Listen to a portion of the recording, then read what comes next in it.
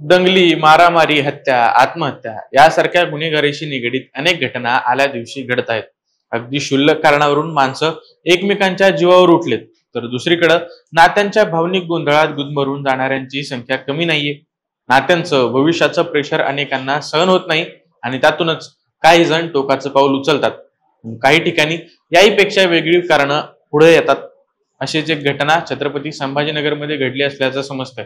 स्वतःच्या पायावर उभी राहून आपलं भविष्य घडवू पाहणारी एक तरुणी अचानक गळफास घेऊन आत्महत्या करते.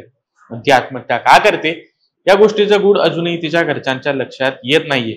पण नेमकं घडलं काय आणि याबाबत कोणत्या शक्यता समोर येत आहेत या व्हिडिओच्या माध्यमातून जाणून घेऊयात. नमस्कार, मी राम पडोळकर आणि तुम्ही पाहताय महाराष्ट्र भूमी.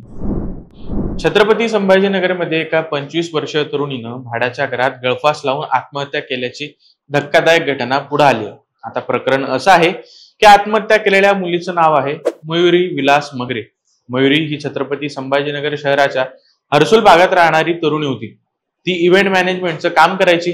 आता हर्सुल थोडं आउट साईडला असल्यानं तिनं कामासाठी सोयीचं पडावं म्हणून सिडको N9 परिसरात भाड्यानं एक खोली घेतली. सोबतच हर्सुलमध्ये राहणाऱ्या आपल्या परिवाराला भेटण्यासाठी ती अधूनमधून येणं जाणं करायची.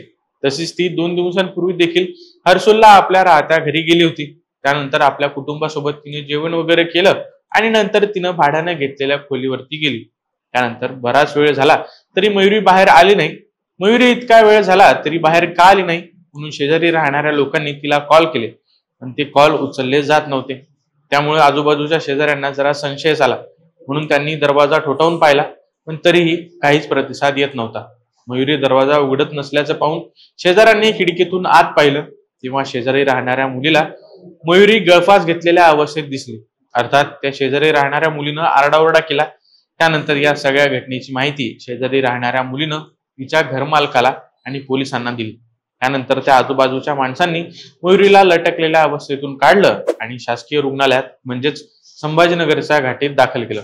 ही घटना 15 मार्चला रात्री 9:30च्या आसपास उघडकीस आली. आता या सगळ्या घटनेला वेगळाच अँगल देणाऱ्या काही बाबी समोर येत असल्याचं दिसतंय.